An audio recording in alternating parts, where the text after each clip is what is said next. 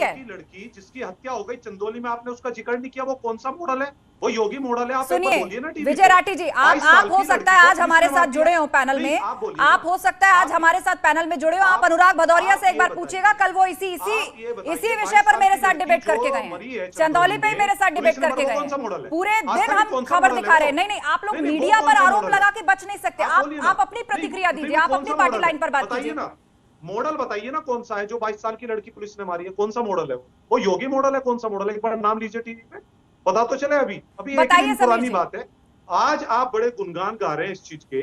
Model एक दिन में नहीं बनता, सालों साल में बनता है। रोज अखबार पढ़ के देखिए, टीवी देखिए, कितनी हत्याएं हो रही हैं, कितने रेप हो रहे हैं। 5 साल में बनाया, तो उस मॉडल का जिक्र कीजिए। 5 साल में हमने उत्तर प्रदेश को उत्तम प्रदेश बनाया। आपने अपराध का प्रदेश बना के दिया था, आपने अपराध का प्रदेश बना के दिया था विजय जी, विजय राठी जी, आपने गुंडों का प्रदेश बना के दिया था उत्तर प्रदेश प्रधानमंत्री की और हमने कानून का प्रदेश बना के दिया। क्राइम में नंबर 1 है, हमने कानून का प्रदेश बनाया है, आपने गुंडों का प्रदेश बनाया था विजय राठी जी। अपराध में नंबर 1 है उत्तर प्रदेश। एनसीआरबी का डेटा देखिए समीर जी, हत्याओं का प्रदेश हमारा डेटा नहीं है उत्तर प्रदेश को। आप न्यूज़पेपर पढ़ के देखिए, मीडिया देखिए, आप ही लोग दिखाते हैं, आप ही के चैनल पे दिखाते हैं। 22 साल की लड़की पुलिस ने मारी, हम आप ही के चैनल का देख के बोल रहे हैं। क्यों नहीं आप स्वीकार करते हैं? वो कौन सा मॉडल है बताइए। आप रोज कभी इलाहाबाद में, प्रयागराज में, अभी आप कह रहे हैं विजय राठी कि हम चैनल देख के बोलते हैं, और थोड़ी देर पहले आप कह रहे थे कि आप इस खबर का जिक्र नहीं करते। नहीं, मुझे लगता है कि विपक्षी पार्टियां भी किसी मॉडल पर काम कर रही हैं, मीडिया को घेरने के मॉडल पर काम कर रही है विपक्षी पार्टी। एक दिन में कोई, आप मुझे बताइए कौन से त्योहार पे हिंसा हुई उत्तर प्रदेश में? सरकार किसी की भी रही। विजय राठी जी ये नहीं बता सकते कि किसी घटना में 5 साल की इनकी सरकार में किसी की गिरफ्तारी हुई और किसी के खिलाफ कार्रवाई हुई। कितना बढ़िया। देखिए, घटना होना एक विषय है, लेकिन उसके खिलाफ सख्त से सख्त कार्रवाई होना, समीर सिंह जी, विजय राठी जी, कार्रवाई होना, ये दूसरा विषय है जिसको आप दोनों ने अपनी बात रखी। समीर सिंह जी, विजय राठी जी, एके जैन जी भी हमारे साथ हैं, फॉर्मर डीजीपी हैं यूपी पुलिस के।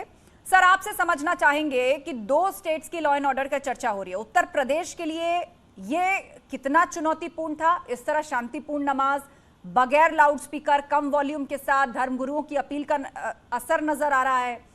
मस्जिदों के अंदर कई शिफ्ट में नमाज हो रही है, पहले हम देखते थे कि सड़कों पर नमाज हो रही है। वहीं दूसरी तरफ राजस्थान में जिस तरह की पत्थरबाजी पुलिस पर हुई, तो किसकी व्यवस्था का और क्या लूप होल आप देख पा रहे हैं?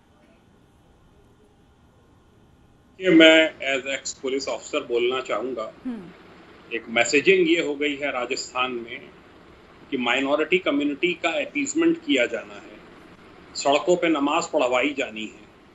ये जो एक बड़ा डेंजरस ट्रेंड है, राजस्थान में हमेशा से जानता रहा कि एक बहुत ही पीसफुल और कम्युनल हार्मनी वाला प्रदेश रहा है।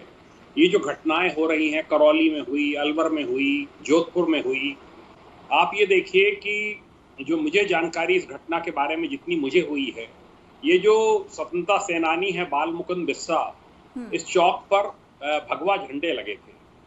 जब मुस्लिम्स ने आपत्ति करी तो वो उतार दिए गए। अब मुस्लिम्स ने फिर उस पर कहा कि साहब इसमें जो है हरे झंडे लगाएंगे हम। उसका हिंदुओं ने विरोध शुरू किया कि भाई हरे झंडे आप नहीं लगाएंगे। आप ये देखिए कि सड़कों पे नमाज हो रही है, वहीं उसी चौक के पास जहां घटना हुई है वहां पर मुख्य सड़क को छोड़कर सड़कों पे नमाज हो रही है। कल आप हनुमान चालीसा का पाठ या कल देवी जागरण, कल कोई कहे कि मैं यहाँ पे जागरण करूंगा, सड़कें इसलिए नहीं होती हैं। बिल्कुल सही ये फैसला लिया गया है कि सड़कों पर कोई भी धार्मिक गतिविधि को अलाउ नहीं किया जाएगा। सब अपने अपने धार्मिक स्थलों पे में अपना धार्मिक कार्यक्रम करें। और सड़कें चलने के लिए होती हैं, गाड़ियों के लिए होती हैं। आप ये देखिए कि वहां पर बीजेपी के जो विधायक हैं, उनके घर के बाहर जो गाड़ियां खड़ी थी उनको तोड़ दिया गया। जो ये इनकी बिस्सा जी की प्रतिमा है, इसके ऊपर आंखों पर और चेहरे पर टेप लगा दिए मुस्लिम्स ने, जिसका विरोध किया वहां के उनके परिवारीजनों ने, जो ये स्वतंत्रता संग्राम सेनानी है, और हिंदुओं ने, कि आपने इनके ऊपर टेप क्यों लगा दिया। तो ये प्रदर्शित करता है कि एक मैसेजिंग हो गई है वहां पर एडमिनिस्ट्रेशन के लिए कि एक कम्युनिटी जो करना चाहे उसको करने दीजिए। और ये बहुत गंभीर बात है, ये बहुत गंभीर बात है। व्यवस्था, प्रशासन और पुलिस यदि सख्ती बरसे तो कम्युनिटी चाहे कोई भी हो, किसी की ऐसी हिम्मत ना हो। क्यों हाजी मेहरुद्दीन जी? आप ये देखिए, अभी अयोध्या में कुछ हिंदू पकड़े गए, जो बदमाशी कर रहे थे वहां पे सर, मस्जिदों में। एके जैन जी, मैं आपके पास आऊंगी, एक बार हाजी मेहरुद्दीन जी भी बोल ले, क्योंकि यहाँ पर फैक्ट्स ऐसे निकल के सामने आ रहे हैं कि जानबूझकर ऐसी उकसावे वाली कार्रवाई की गई। भगवा झंडे उतरवाए गए या भारे झंडे लगाए जाएंगे, स्वतंत्रता सेनानी की प्रतिमा को जो है वो ढक दिया गया, उनकी आंखों को कवर कर दिया गया, मतलब बहुत सी ऐसी उकसाने वाली हरकतें हुई और अंत में पत्थरबाजी पुलिस पर। दंगे होते नहीं, दंगे कराए जाते हैं और ये दंगे की पूरी प्लानिंग आरएसएस, बीजेपी, विश्व हिंदू परिषद, ये सब लोग उन राज्यों में खास तौर से अब जहां पर चुनाव होने वाले हैं या 1 साल का समय है, ऐसे राज्यों में जाकर उपद्रव फैलाना चाहते हैं। तो आप ये कहना चाहते हैं कि मुस्लिम कम्युनिटी के जिन लोगों ने स्वतंत्रता सेनानी की प्रतिमा के साथ छेड़छाड़ की, पत्थर बरसाए, वो आरएसएस के थे क्या? वो मुस्लिम बीजेपी के थे क्या? वो मुस्लिम आरएसएस का हिस्सा थे क्या? आप ये कहना चाहते हैं? मुस्लिम लोगों के नाम ले रहे हैं। नहीं, आप खुद ही कह रहे हैं, आप खुद के, एक मिनट, आप दोनों बातें एक कैसे हो सकती है? एक तरफ आपने कहा कि बीजेपी आरएसएस जो है वो दंगे फैलाना चाहती है जहां उसकी सरकार नहीं है, दूसरी तरफ मुस्लिम कम्युनिटी के लोगों ने पत्थर बरसाए, प्रतिमा से छेड़खानी की, उकसावे वाली हरकतें की, तो आप ये कहना चाहते हैं क्या कि मुस्लिम जो थे वो आरएसएस में थे? मुस्लिम आरएसएस में शामिल होते हैं? बताइए। मुसलमानी कट्टे चलाते हैं, गोली चलाते हैं। अरे तुम हमें चलाते ही हैं, अगर चलाते नहीं तो इतने दंगे राजस्थान में क्यों होते? और चलाने के साथ साथ सरकार का समर्थन है उनको, और गोली चलाने वालों को, तलवार चलाने वालों को राजस्थान सरकार का समर्थन है। एक करके बोलिए आप लोग की सरकार पहले दंगे में कार्रवाई, मेहरुद्दीन जी अपनी बात पूरी कीजिए। नहीं आती। समीर सिंह जी, एक मिनट, मेहरुद्दीन जी को अपनी बात पूरी करने दीजिए, उसके बाद आपको काउंटर करने का मौका मिलेगा। मेहरुद्दीन जी बात पूरी कीजिए 10 सेकंड में।